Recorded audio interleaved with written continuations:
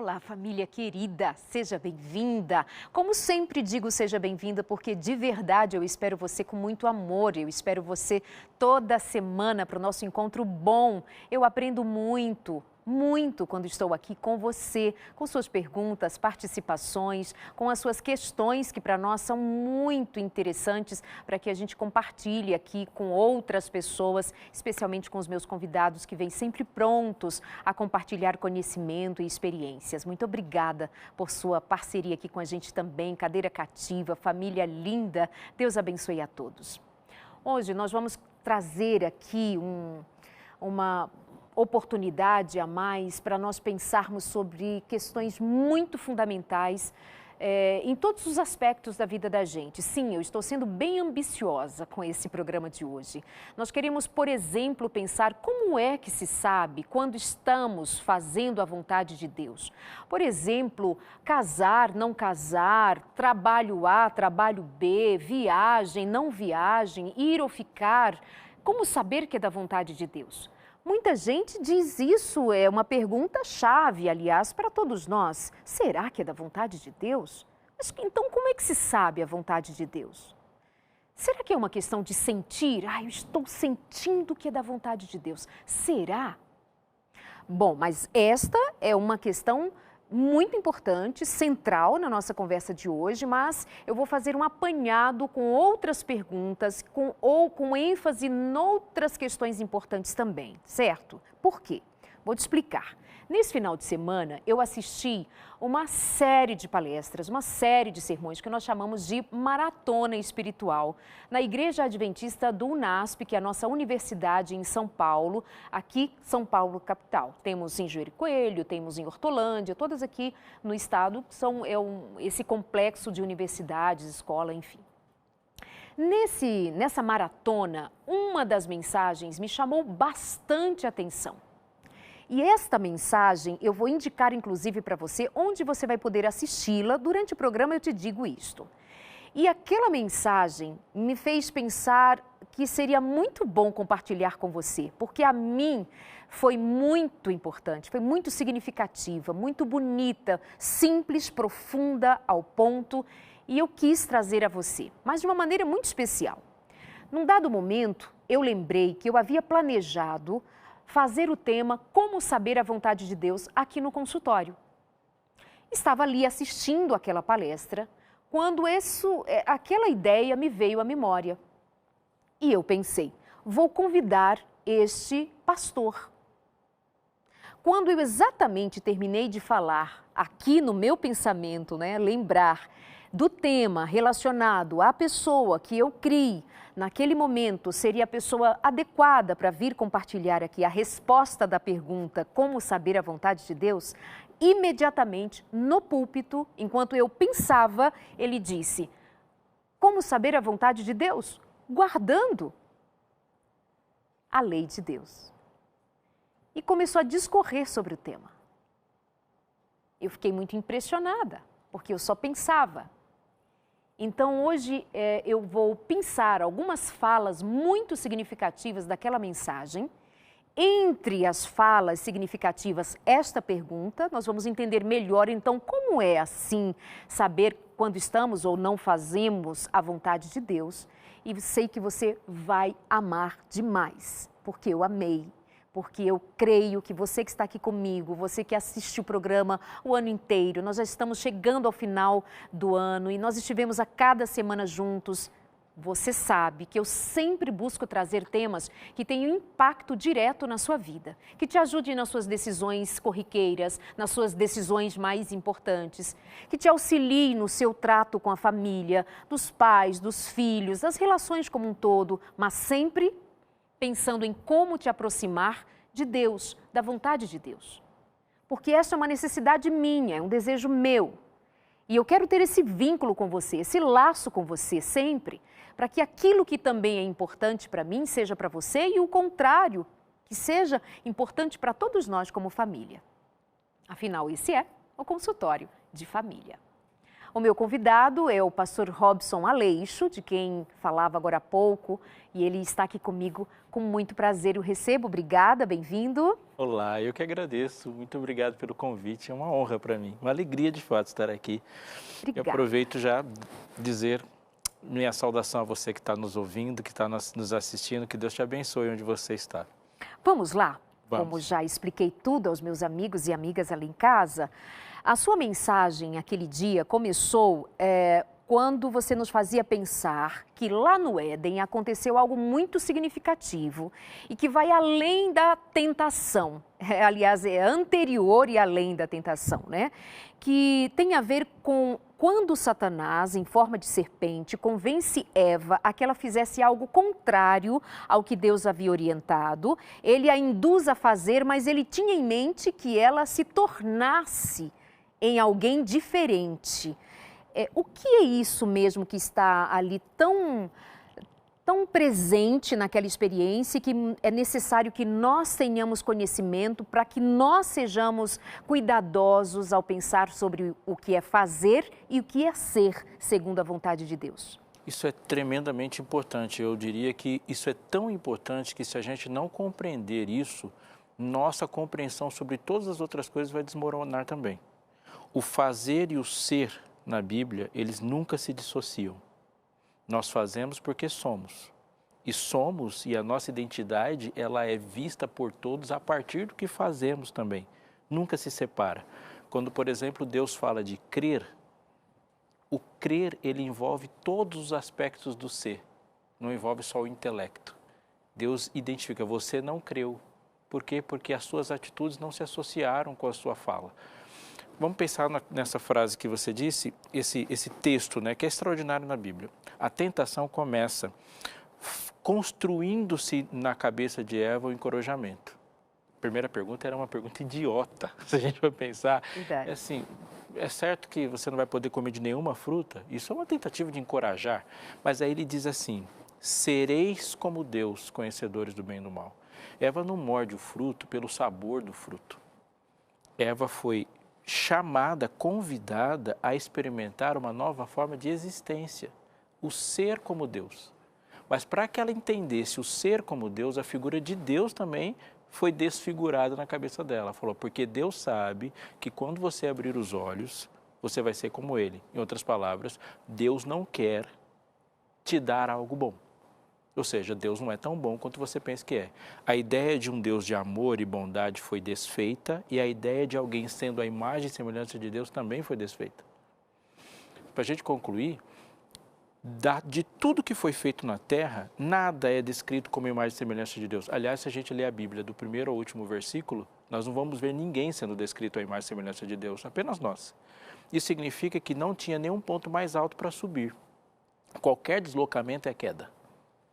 Então, se mexer e querer se alterar da posição de ser imagem e semelhança de Deus, inevitavelmente a gente vai tornar alguma coisa menos do que éramos. Não tem como subir. E assim foi. E assim foi. Não tem outra forma de ser. Não tem, exatamente. Então, há uma alteração na identidade dupla. A identidade de Deus é alterada e a identidade do homem é alterada.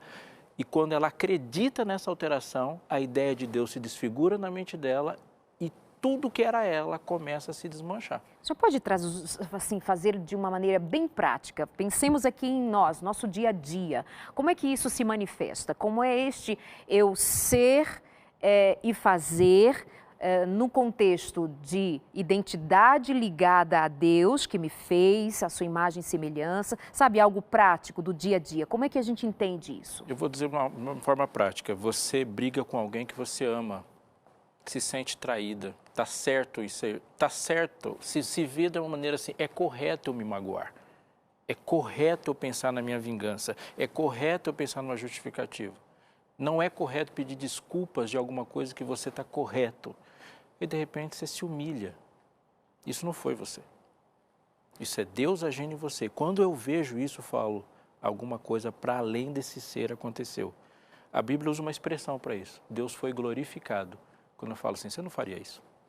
Quando um homem pega uma porta de uma cidade e põe nas costas, qualquer pessoa que assistiu falou assim, não. Um homem não põe uma porta de uma cidade nas costas. Alguém fez isso. E aí a glória é atribuída para alguém fora disso. Deus nos fez para isso. Então, tudo que a gente fala que não é humano, o que é humano, na verdade, é divino. É divino. Amar não é humano. Amar é divino. Quando nós amamos, o ser de Deus transparece em nós. É desgastante tentar amar. É tremendamente desgastante. Nós não amamos. Deus ama através de nós. Na prática, é deixar que Deus apareça nas relações. E o que Satanás quis e conseguiu, de certa forma, conseguiu totalmente ali, foi desfigurar a compreensão que Eva tinha até ali a respeito de Deus. Ele conseguiu desfazer, levando-a a pensar algo de Deus que não era verdade. Ele conseguiu desfigurá-la posteriormente fisicamente, com todas as consequências. Conseguiu desfigurar a imagem de Deus de alguma forma perante o universo, porque entrou em dúvida o caráter do próprio Deus e, por consequência disso, até hoje, Cristo está insistindo a que seu caráter seja restaurado em nós. Exatamente. A resposta e a pergunta estão na mesma fonte. Na imagem em Eva, Deus foi desfigurado. Na imagem em Eva e nas Evas pós ela, Deus é reconfigurado.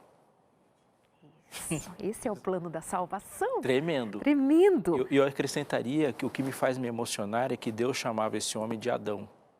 E quando ele sai do Éden, Deus continua chamando ele de Adão. Ele chama de filho antes do pecado e chama de filho depois do pecado. É filho. Na cabeça de Deus não muda. Eu fiz você para isso, eu continuo. As coisas ficam difíceis, mas eu não mudo em relação a você. Isso é Deus. Perfeito. Então, voltando, a real intenção de Satanás, levando Eva a desobedecer e Adão a desobedecerem, era que eles fossem levados a desonrar a Deus. A real intenção dele era esta. Você vai dizer ali na sua palestra que quando Adão e Eva se olhavam, eles estavam nus e não se envergonhavam. Por quê? Em lugar de Deus, o que viam um no outro? O que via um no outro? Por que sorris, ó homem? Eu achei a resposta que ele encontrou ali, que ele deu de uma maneira tão bonita, tão preciosa. Então, vou repetir a pergunta. Adão olhava para Eva, Eva olhava para Adão. Eles estavam nus, diz o texto bíblico, e eles não se envergonhavam. Pergunto, pastor, por que não se envergonhavam? A resposta está no capítulo anterior, em Gênesis 1, verso 26. Deus disse, façamos o ser humano, o homem, a nossa imagem, conforme a nossa semelhança. Isso é extraordinário, extraordinário. Porque Deus usa para fazer Adão e Eva a mesma sequência que ele usa para fazer as outras coisas todas. Veja bem, o primeiro texto diz assim, a terra era sem forma e vazia. Essa frase explica tudo, porque a gente vai pegar a próxima frase, ou no próximo momento de criação, e Deus cria a luz. O universo estava todo no escuro? Claro que não, ele separou luz de trevas. Depois ele cria o firmamento. O que é firmamento? É separar céu de terra. E depois ele cria mares, ele separa o que é mar, o que é continente. Ou seja, nos primeiros dias da criação, Deus não cria, ele só separa. Ou seja, ele está lutando como ser divino contra o que é disforme, porque a terra era sem forma. Então o que ele faz? Ele dá forma. Mas essa forma agora, quando termina, ainda é vazia. Então ele enche. Quando ele se ajoelha, o homem é sem forma e as mãos de Deus dão forma para o homem. Quando ele se ajoelha para criar o homem. Para criar o homem, ele se ajoelha e as mãos dele, tocando o barro, pega o que não tem forma e agora tem forma. Mas ele ainda é vazio. Então ele sopra. Mas quando ele sopra, ele tirou algo de dentro dele para colocar dentro daquele homem. Então, do lado de fora, a forma é divina. A nossa imagem conforme a nossa semelhança. E do lado de dentro, ele é divino, porque é o sopro de Deus que está nele dele. Quando Eva abre os olhos e vê alguém que é divino por dentro e por fora, os olhos de Adão eram divinos. A pele de Adão era divina. O falar de Adão, quando saía alguma coisa de dentro dele, saía o Cristo que falava a partir dele. Ela se apaixonou perfeitamente, porque quem não se apaixona quando vê Cristo? E quando Adão abre os olhos e olhou para ela, ele a desejou como ele desejava Cristo. Todas as pessoas que estão procurando Cristo se satisfazem quando o veem em nós. Todas as pessoas que estão procurando Cristo, elas se frustram quando não veem Cristo em nós. Todas as pessoas que odeiam Cristo, elas nos odeiam quando veem Cristo em nós. E as pessoas que odeiam Cristo, elas se realizam quando não veem Cristo em nós. E é assim desde o princípio. Eles estavam nus e não se vergonhavam, porque o objeto de maior amor e adoração deles se refletia nisso. Isso gerou paixão instantânea. Instantânea. Não tem como se vergonhar quando você vê o Cristo. Vocês viram o Cristo. E tudo que Adão falava e tudo que Eva falava era o soar de Cristo. Isso é perfeição. Gente, não é lindo essa perspectiva? De que eles viam um no outro a imagem de Deus, porque de fato eram a imagem e semelhança de Deus. Daí então, se nós depois ficamos vazios, se hoje as famílias, os casais, homens e mulheres estão vazios, precisam urgentemente serem cheios outra vez? Eu vou sorrir de novo porque me emociono, porque é muito legal a gente pensar nisso. Eu vou dar um exemplo de novo, Darleide. Vamos pensar no dilúvio. O dilúvio é um ato de anticriação. E o que Deus fez no dilúvio? Toda a água que estava em cima veio para baixo e tudo que estava separado juntou. Há um padrão de Deus nisso. Toda vez que Deus cria, Ele cria separando. E toda vez que Ele destrói, os processos de destruição são juntando. Isso não é só em relação à terra, isso é em relação a qualquer vida. Quando Deus cria em mim um novo ser, Ele me distingue. Ele me separa. O conceito de santidade e separação na Bíblia é a mesma palavra. O que é ser santo? Ser santo é ser separado. Só existe propósito para aquilo que é distinto. E não há propósito para aquilo que está junto com tudo. O dilúvio foi um ato de juntar. Quando Jesus voltar, os montes ardendo se desfarão. Tudo se funde. A terra fica de novo sem forma e vazia, porque as coisas perdem completamente a distinção. O ato de Deus de me dar novos significados é me dar propósito, me dando distinção e função, exatamente como Ele fez na criação. Por isso Ele dava até nome novo a alguns dos homens que Ele chamou para um propósito grande, novo, que tinha propósito de eternidade, inclusive, como no caso de Abrão, muda para Abraão. E isso é muito bonito mesmo. Um exemplo clássico é de Elias. Elias. Como Deus curou Elias, renovando na mente de Elias o propósito. Elias, sai daí. Mas ele não falou sai daí e vai fazer 3 coisas. Ou seja, ele renova o propósito em Elias. E quando ele renova o propósito em Elias, Elias tem uma nova vida. Aquele homem que queria morrer, agora ele não quer só viver, ele quer fazer vida em outras. Essa distinção é a vida. Adão e Eva, separados, distintos, com propósito, com função, tinham uma vida com significado. O que o pecado faz é juntar tudo. Uau! Outra frase dita pelo pastor Robson Aleixo foi: naquela palestra que eu assisti e que eu estou aqui de alguma forma comunicando ou compartilhando com você alguns trechos, pensando de lá algumas das questões que ele elaborou muito melhor. Vou pedir para a produção daqui a pouquinho colocar o canal onde você vai poder assistir essa palestra inteira, completinha, sem interferência de ninguém, mas é de uma beleza muito grande. Veja essa daqui.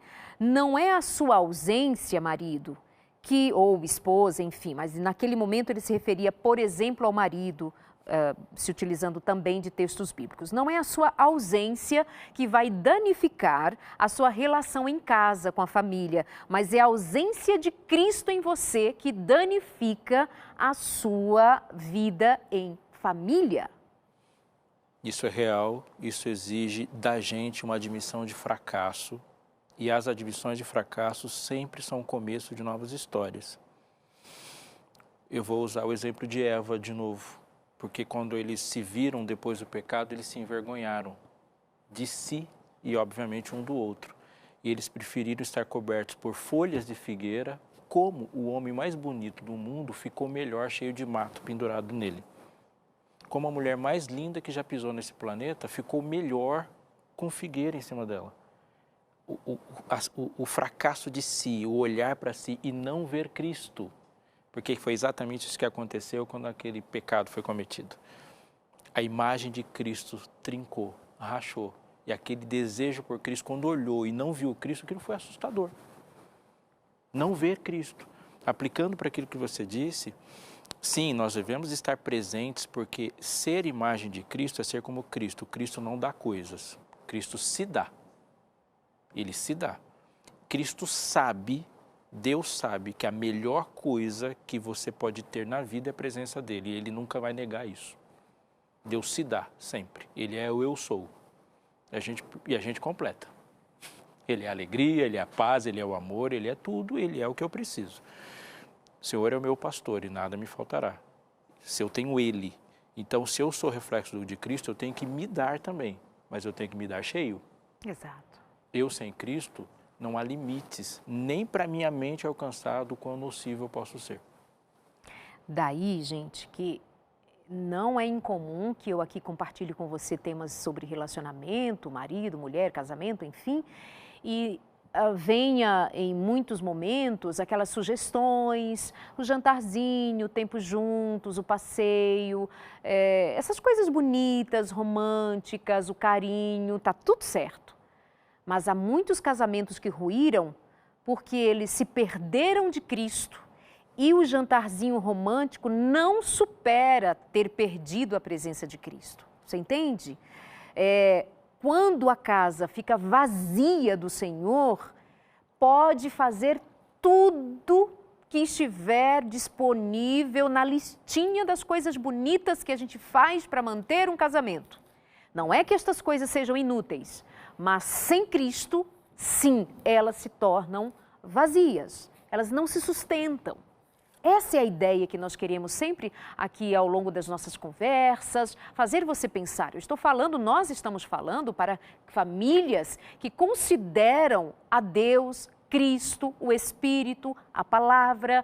Nós estamos num diálogo espiritual. As coisas práticas precisam ser feitas, mas, por favor, não percam de vista a busca pela presença constante de Jesus.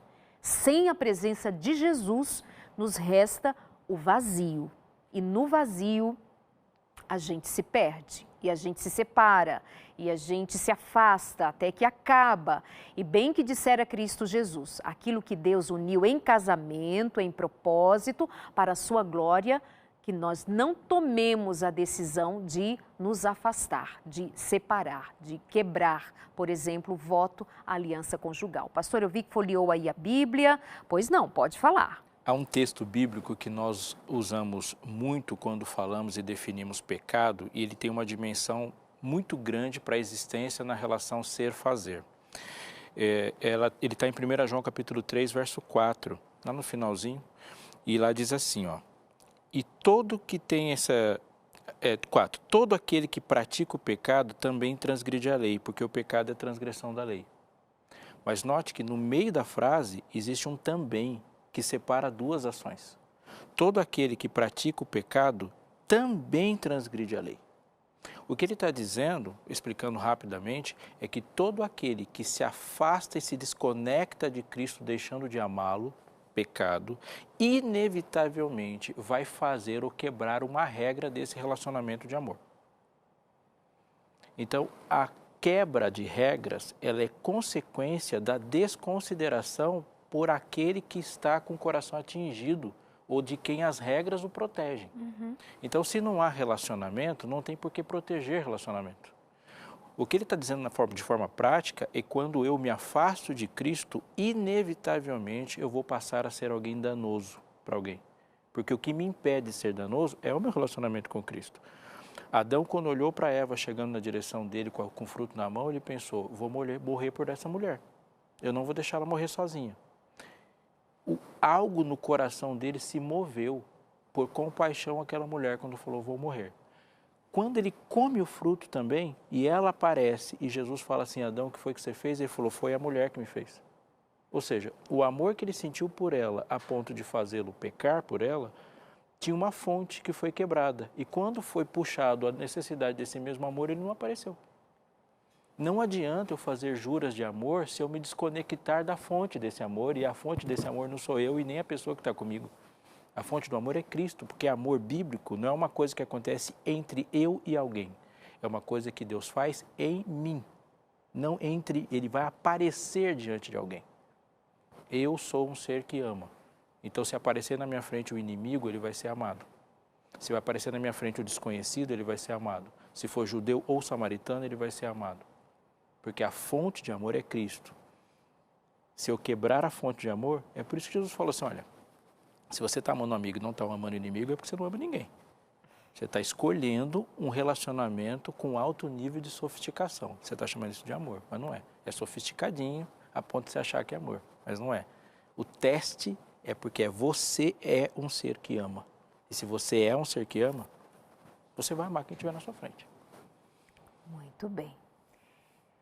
Você está acompanhando? Nós já temos que ir para o intervalo? Nem vi o tempo passar. É rapidinho, nós já voltamos aqui. Ainda vamos responder, ou pelo menos vamos perguntar, e o pastor Robson Aleixo vai responder sobre como é então que se sabe a vontade de Deus. Essa pergunta vai aparecer aqui hoje, tá bem?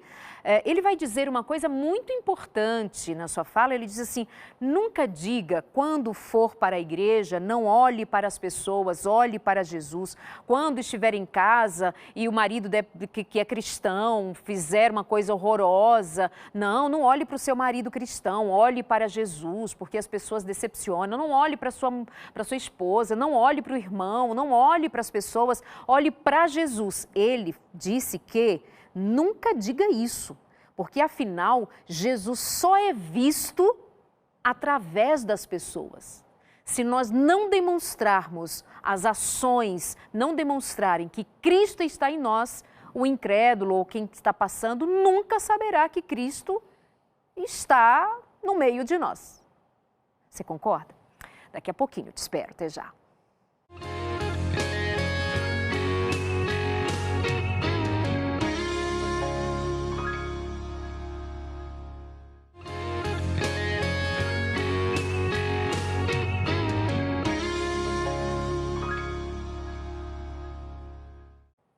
Amados e amadas, voltamos aqui com o nosso consultório de família. Eu aproveito já bem rapidinho para lembrar a você que está à sua disposição um material ótimo para você estudar sobre como viver em família, como cooperar para que o ambiente em família seja muito melhor. Você sabe, eu sempre gosto de mostrar para quem está chegando agora, para quem ainda não pediu a sua revista, está aqui em minhas mãos, Entre Família. São 15 lições muito preparadas. Deixa eu lembrar uma coisa para você que eu acho que nunca mais eu tinha dito. Se você baixou o aplicativo do QR Code, já tem visto, né? Muita gente fala do uso do QR Code, que é um aplicativo que você vai direcionar, depois de baixar aí no seu smartphone, o seu telefone, enfim, e vai direcionar o seu aplicativo aqui para esse quadradinho, e imediatamente você vai ser levado a um link. Esse link vai abrir com um material muito legal que foi gravado para cada lição da revista. Aqui, ó, vamos mostrar aqui também um pouquinho. A revista, por exemplo, a número 1, Álbum de Família. Aqui vai falar sobre memórias, a seguir tem questionários. E aí, nesta lição número 1, tem um QR Code específico. Para onde você vai ser direcionado? Para um site onde, para cada uma dessas lições, eu gravei um vídeo específico tratando desse tema. É rapidinho, curtinho, mas é só para somar ainda mais conteúdo ao que está aqui em minhas mãos e pode ser seu. Então, entre em contato com a gente, manda mensagem. Por exemplo, é rapidinho, você tem aí o nosso WhatsApp, não é? Se não tem, anota aí, olha, o DDD é 12 98244 4449, 98244 4449. Salva nos seus contatos, manda mensagem pra gente e pede a sua revista Entre Família. Diz que foi a revista que eu sugeri, que você acreditou que era muito legal, e quando você receber em mãos, você vai me mandar mensagem dizendo: recebi, é boa mesmo. E o melhor, quer dizer, tão bom quanto, é que também é um presente nosso. Você não vai pagar nada por isso, tá bem? Com apoio amoroso, gentil do Anjos da Esperança. Então, entre em contato 982444449. Em televisão e rádio, normalmente, quando você escuta um telefone, o que está vendendo? Aqui não está vendendo. Aqui a gente está dizendo para você entrar em contato com esse nosso número e ganhar, receber em casa a revista Entre Família, tá certo? Obrigada. Estamos hoje conversando com o pastor Robson Aleixo.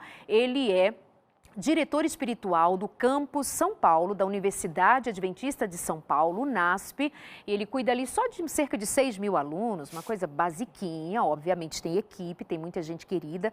Um beijo para todo mundo ali do UNASP São Paulo, UNASP Engenheiro Coelho também, UNASP Hortolândia, para todos da educação universitária, escola básica, os professores, todos envolvidos, um grande abraço.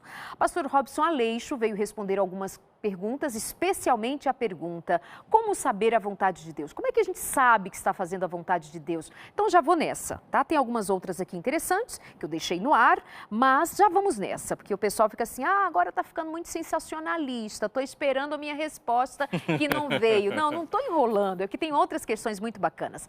Como entender, pastor? Como saber que estamos fazendo a vontade de Deus? Essa pergunta é importante porque é impossível agradar alguém sem saber qual é o seu gosto. Eita, eu lembro que, inclusive, sobre isso você teria dito para entendermos a diferença entre um rei tirano e um rei soberano. Aproveita, então, e já traz isso na sua resposta. Tá, eu vou tentar sintetizar. Deus é soberano e a gente pode entender por essa soberania o fato de que Deus faz tudo o que lhe apraz, tudo que ele pode, tudo que ele faz sem impedimentos nos seus domínios. E o domínio de Deus é o universo. Não cai uma folha de uma árvore sem que Deus tenha controle sobre isso. Isso é Deus, ele é onipotente, ele pode absolutamente tudo, ele é soberano mesmo. Temos liberdade, mas quem nos dá essa liberdade é Deus. Isso é. Então, é interessante que você saiba no seu relacionamento com Deus que você tem um livre-arbítrio, mas Deus também tem. E é um relacionamento onde você está decidindo o tempo todo e Ele também. E muitas vezes nós pensamos em um livre-arbítrio, numa liberdade que não bate em outros seres que estão pensando. E isso não é lógico, né? Deus disse para Jonas: Jonas, vai para Nínive. Jonas disse: não vou. Ele estava livre para dizer não vou. E Deus estava livre para dizer vai sim. Verdade. Exatamente. E quando a sua vontade e a dele vão se chocar, a dele sempre vai prevalecer. Você não está imaginando Deus chegando numa reunião no final da tarde e falar: aconteceu um negócio lá em Jacareí que eu não queria que acontecesse. Ai, que coisa, estou muito triste hoje. Isso não acontece. Tudo que acontece, de alguma forma ou de outra, está sob o controle dele. Da sua alta e calma eternidade, ele tudo contempla e tudo controla. Mas como eu posso me relacionar com Deus, nesse exemplo, por exemplo, de Jonas, que vai fazer tudo o que ele quer, e ao mesmo tempo eu também estou fazendo o que eu quero? Deus manifesta o que ele quer. Um rei tirano não diz o que ele quer, porque as regras de um rei tirano mudam o tempo todo. Ele acorda mal-humorado e você faz alguma coisa que ele gostava antes e hoje não gosta mais, ele te manda te matar. Então, aquele bom dia que ontem era uma cortesia, hoje é uma ofensa. Isso é o típico da tirania. A tirania não tem regra. A tirania é a personalidade descompassada e patológica do tirano. Um dia o tirano resolveu pôr fogo em Roma, ele pôs fogo em Roma. Porque naquele momento a lei era aquela. Agora, quando Deus diz assim: eu vou dizer para você o que eu gosto. E não é possível dissociar as regras de relacionamento de alguém com a personalidade de alguém. Se você é o tipo de pessoa que você está diretamente manifesto nas regras que você põe na sua casa. Se Deus fosse cruel, o primeiro mandamento seria: seja cruel. Como Ele é amor, Ele diz: você deve amar porque eu sou amor. Como Ele é santo, Ele diz: sede santos porque eu sou santo. Então, todos os mandamentos de Deus têm um porquê Ele é. Seja fiel, porque eu sou fiel. Você foi feito à minha imagem. Seja perdoador. Por quê? Porque eu sou perdoador. Nisso sabereis que sois meus discípulos, se amardes uns aos outros. Todas as regras de Deus têm a ver com o gosto dele. Então ele fala assim: você quer saber a vontade de Deus? A vontade de Deus foi manifesta nas regras de relacionamento que ele colocou para a gente. O que é as regras de relacionamento? É a lei. Eu lembro aqui, por exemplo, que lá em Malaquias, quando fala a respeito do divórcio, Deus odeia o divórcio, porque o divórcio ali é resultado da quebra do voto de fidelidade. Deus odeia aquilo, o resultado daquilo, porque Ele é fiel. E desconfigura o que Ele é. Exato. Ele fala, você está passando um recado errado para o universo de uma pessoa que eu não sou. Eu não sou assim. E eu não você sou está aí infiel. me representando. Você está me representando e está dizendo para as pessoas alguma coisa que eu não sou. Que eu não sou. A história de Jó é muito interessante nesse sentido. Então, tudo que a gente faz, olha só, tudo que a gente faz, deveríamos fazer tendo em vista se para a glória de Deus ou não para a glória de Deus, porque se o que eu faço repercute também no caráter de Deus, isso é muito grave. Muito grave. Traiu, quebrou a aliança. Deus... Criador, aí eu estou aqui voltando lá ao primeiro momento, quando você estava nos fazendo pensar sobre o que aconteceu no Éden, não é? Manchar, desonrar a Deus, desmanchar o que Deus havia proposto e havia aquele homem e aquela mulher vindo à existência de uma maneira tão plena, tão linda, agora acreditou numa outra voz, seguiu uma outra ideia, perdeu-se do propósito de Deus. Enfim, mas eu estou aqui pensando, construindo. Volta aí para a tua ideia. Eu vou continuar dessa questão, porque nós estamos falando da mesma ideia. Deus, depois que disse, façamos o homem à nossa imagem, Ele disse, tenha Ele domínio sobre os peixes do mar, sobre as aves do céu. Quem tem domínio sobre os peixes do mar, sobre as aves do céu, sobre os animais que rasteiam sobre a terra? Deus tem domínio. Como Deus exerce esse domínio? Através do homem que Ele criou. Portanto, o domínio do homem sobre os animais foi atribuído, porque ele é a imagem de Deus. Deus, portanto, ele é criador e criativo. Deus tem a capacidade de pensar, executar, planejar. Então, ele não ia me fazer a imagem dele sem fazer assim. A questão é que para que eu construa um projeto social que impacte na vida de alguém necessitado, eu tenho que ser criativo, eu tenho que ser executor, eu tenho que pensar e agir. Mas para eu cometer um assassinato, eu uso os mesmos atributos. Para assaltar um banco, tem os mesmos atributos. Para conquistar uma pessoa e para atrair uma pessoa, eu tenho que ser inteligente. Então, onde é que está o pecado nesse sentido? O pecado é uma apropriação indevida de uma capacidade divina para desfazer algo que não é divino. Porque a inteligência que Eva usou para raciocinar sobre comer ou não o fruto, ela vinha de ser imagem de Deus. Deus é inteligente.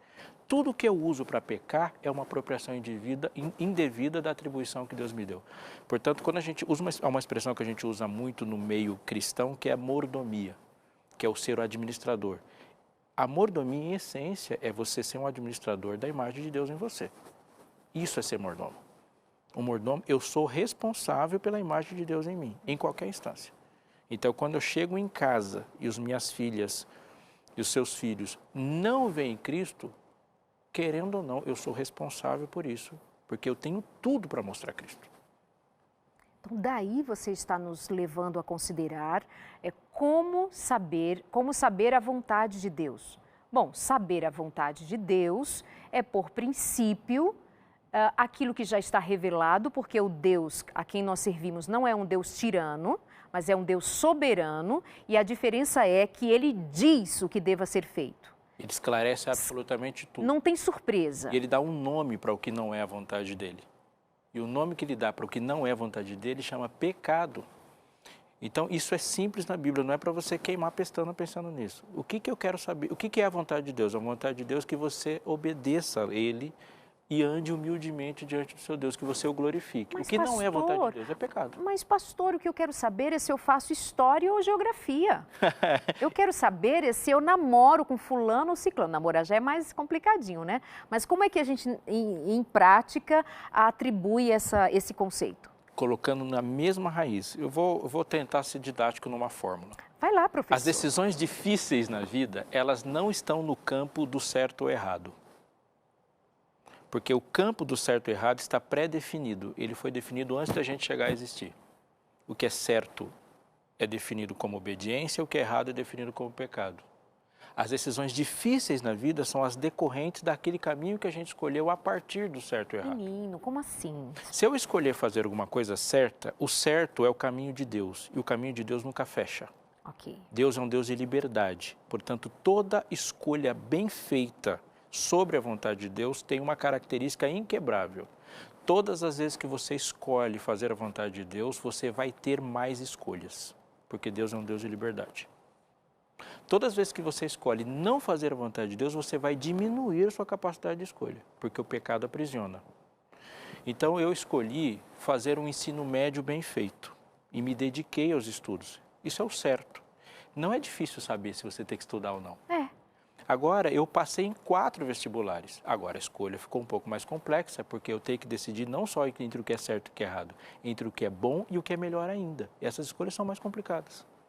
Mas se eu escolher entre o melhor ainda, eu vou ter o dobro de escolhas depois.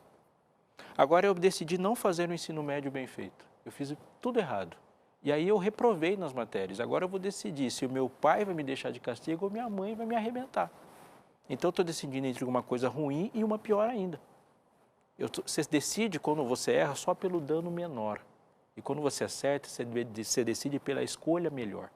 Então, se você está escolhendo entre fazer história ou geografia, significa que são resultado das boas escolhas que você fez antes. Que se você tivesse feito escolhas erradas, você não estava escolhendo sobre nada disso. Você nem teria essa possibilidade. Você não teria essa escolha. Tá, então eu vou complicar um pouquinho mais. Caso ou não caso com fulana? Uau, isso é uma coisa muito interessante. Então, vamos primeiro pensar. Portanto, quer comais, diz o texto de 1 Coríntios 10, 31, quer bebais ou façais outra coisa qualquer, fazei tudo para quê? Para a glória de Deus. Portanto, você não se casa para ser feliz. Você glorifica a Deus e encontra a felicidade em cumprir seu propósito. Porque se casamento em si fosse só uma ação que trouxesse felicidade, todo mundo que casava seria feliz para sempre, e você sabe que essa não é a realidade. Casais felizes, de fato, e contentes são aqueles que encontraram satisfação em saber que estão fazendo aquilo pelo qual Deus os chamou. Amém. Então, a primeira pergunta é, para que eu vou casar? Por quê? Qual é o ministério que se forma quando eu estou junto com essa pessoa? Porque eu sou uma imagem de Deus fragmentada. A imagem de Deus é melhor vista quando nós estamos juntos. Porque você é um pedaço da imagem de Deus, que a glória de Deus é multiforme, né? Como diz Efésios 3:10. A sabedoria de Deus é multiforme e é conhecida pela igreja. Obviamente, quanto mais imagens de Deus estão juntas, mais clara é a imagem de Deus para quem está vendo. Então, eu sou uma imagem de Deus, mas quando eu estou junto com a minha esposa e os meus filhos, essa imagem de Deus é muito mais clara. Se eu não tiver isso em mente, eu não sei para que eu vou casar. E aí a possibilidade de errar fica muito maior. Interessante esse conceito de nós sermos sozinhos. Não é um conceito nascido de Deus, porque quando Deus faz o homem, ele já tinha em mente, obviamente, criar a companhia para Adão. Com certeza Deus depois pensou, eu acho que eu fiz mal criá-lo sozinho. Ele sabia que ele necessitaria de companhia, porque a companhia é a realidade do céu. Deus Pai, Deus Filho, Deus Espírito Santo, as miríades e miríades de anjos, mas tem uma ideia modernosa que nós temos repetido, nós mesmos cristãos temos repetido irrefletidamente e consideramos antibíblico. Eu considero antibíblico, creio que o pastor Robson também, diante do que acabara de dizer, que é a história de que a igreja sou eu sozinho, com Cristo me basto. Isso é uma questão assim que a gente precisa refletir no que estamos dizendo, porque isso parece mais a ver com solidão, afastamento, distância, egoísmo. A gente precisa verificar o que tem por trás dessa nossa afirmação. Não, a igreja sou eu e Cristo, mas Jesus nunca disse isso. Nunca, não é bíblico isso. Mas enfim, pastor, algumas questões aqui que estão chegando para a gente. O Davi diz assim, Deus odeia? Deus tem ódio no coração? Não sei porque ele está perguntando assim, talvez porque a Bíblia fala de ira. Menino, esse assunto de ira dá pano para manga e tem uma tese de doutorado do doutor Emilson Reis, do NASP São Paulo, que é um livro que virou livro, aliás, editado pela Casa Publicadora Brasileira, só sobre a ira de Deus. Imagina, uma tese de doutorado, obviamente está colocada numa linguagem acessível, você pode encontrar na Casa Publicadora Brasileira. Recomendo demais, demais. Assim como recomendo que você assista a mensagem completa com o pastor Robson Aleixo a respeito dessas questões que nós estamos aqui pensando e dividindo com você no canal do YouTube do UNASP São Paulo. Está aí na sua tela, Igreja UNASP São Paulo, Igreja UNASP SP. Você vai encontrar essa palestra bem recente, disponível para você ali inteirinha. Por favor, não perca, não perca. O Israel está me dizendo que o Davi está perguntando, Deus odeia, Deus tem ódio no coração, porque eu havia citado Malaquias quando Deus diz que odeia o divórcio. É boa, boa. Eu sabia que era boa, só sabia que a resposta era complexa. Isso é muito importante, a gente pensar nisso, porque isso está relacionado com uma ideia de amor. Eu vou dizer uma coisa aqui que pode gerar um barulhinho. Eita! Amor não é um sentimento. O amor, teologicamente falando, biblicamente falando, não é um sentimento. Vamos pensar. Sentimentos são coisas que são feitas para passar. Se uma tristeza não passa, você identifica uma patologia. Se a raiva não passa, você identificou uma patologia. Se a paixão não passa, você morre. Simples assim. Amor jamais acaba. Então não é emoção, porque a palavra emoção é mover, é para você agir rapidamente. Isso é antropológico. Quando você pega a definição bíblica do agape, ele é algo perene, ele não passa. Embora ele não seja o sentimento, ele vai provocar muitos decorrentes a ele. Então vamos pensar, se você ama neste mundo caído e triste, obviamente e invariavelmente você vai se entristecer todas as vezes que o objeto do seu amor é atingido, ou quando o seu amor é frustrado. Então, o amor não é sentimento, mas ele vai provocar que é tristeza. Quando você ama e o objeto do seu amor se dá bem, você vai se alegrar. Então, o amor provoca alegrias. Quando você ama, tudo que atinge ou ataca o objeto do seu amor vai lhe causar ira. Portanto, dizer que Deus, existindo o pecado, sendo um Deus de amor, não iria se irar, não combina com um Deus que se move no trono e que participa da nossa vida. Deus não é um Deus impassível. Portanto, contra que deve ser a pergunta que a ira de Deus se manifesta? A ira de Deus se manifesta contra tudo que ataca o alvo do seu amor. Por isso que Deus se ira. A ira de Deus não é um descontrole. É uma resposta. É uma resposta do próprio amor dele. Pleno. A Ana Cristina diz, então como é que eu posso amar o meu inimigo? Ela está ainda com a Ilma, dizendo assim, meu marido não me respeita como esposa em todos os aspectos, que posição devo tomar? Vou lendo aqui algumas questões que estão chegando para validar a sua participação aqui com a gente, para que todos saibamos que as perguntas, as interações são sempre muito bem-vindas e são muito bem feitos os questionamentos de vocês, viu? Deixa eu ver mais, a Josiane diz, e quando a pessoa é muito ligada a Cristo e ainda assim faz um dano muito grande para outra, que é o seu companheiro, já que nós estávamos falando sobre ser a imagem e semelhança de Cristo, se Cristo está em nós, então nós seremos levados a realizar as obras de Cristo. Quando é que então ela pergunta, vamos nessa aqui, quando a pessoa é muito ligada a Cristo e ainda assim faz um dano muito grande para outra, que é o seu companheiro, o que está acontecendo? Vamos voltar. Existem os lapsos do caminho, os escorregões do caminho. Então eu vou definir dessa forma. Jesus definiu a vida cristã como caminho, a vida nele como caminho. Existe aquele momento onde a gente escorrega e cai no caminho. Mas existe um momento, e esse você deve levar muito a sério, quando a gente sai do caminho. Escorregar no caminho é uma indicação de uma coisa, que você está caminhando, e quando a gente escorrega no caminho, a gente estende a mão. Mas em que momento a derrota começa a aparecer? Quando a gente abandona o caminho. Então, a vida cristã, a vida com Cristo, a caminhada com Deus, ela tem percalços, sim, ela tem falhas, porque nós somos falhos. O problema é quando a gente abandona isso. Agora, existem também algum tipo de pecado, algumas agressões que envolvem planejamento e eles são sintomas de um desligamento. A maneira como eu trato alguém, ele é um sintoma de um desligamento com Cristo. É por isso que Deus diz que pela lei vem o pleno conhecimento do pecado. Ou seja, quando alguma daquelas regras de relacionamento do decálogo começam a ser quebradas, elas são todas sintomas de uma coisa só. O amor esfriou, o amor acabou, o desligamento aconteceu. É por isso que Tiago fala, se você cometer um pecado, você se torna culpado de todos. Por quê? Porque todos são sintomas de uma mesma doença. Não precisa você ter 10 sintomas para saber que o amor desapareceu. Qualquer uma delas indica falta de amor, porque lei é amar. Uma pessoa ligada a Cristo pode fazer algo tão grave? Não, aquela coisa grave aconteceu exatamente por um momento de desligamento. Pedro, por exemplo, quando traiu Jesus. Desligou, traiu. Mas ele primeiro se desligou, depois traiu. Eva primeiro se afasta, depois come o fruto. Todo aquele que comete pecado se afasta, também transgride a lei.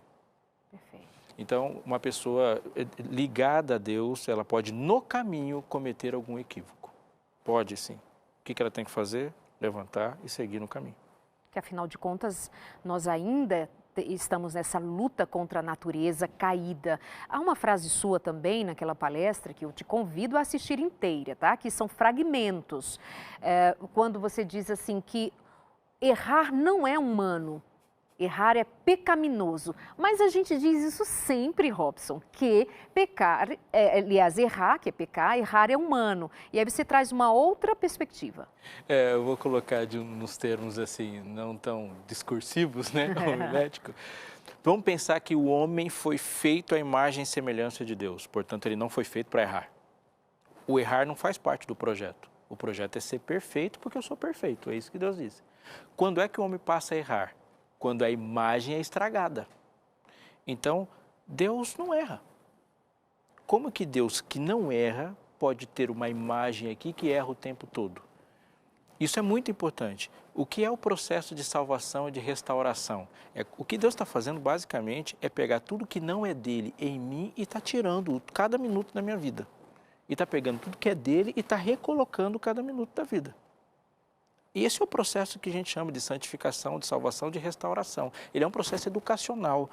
Isso é um processo que dura o tempo todo, porque errar não faz parte do projeto de Deus. Então, errar não é humano no propósito da criação.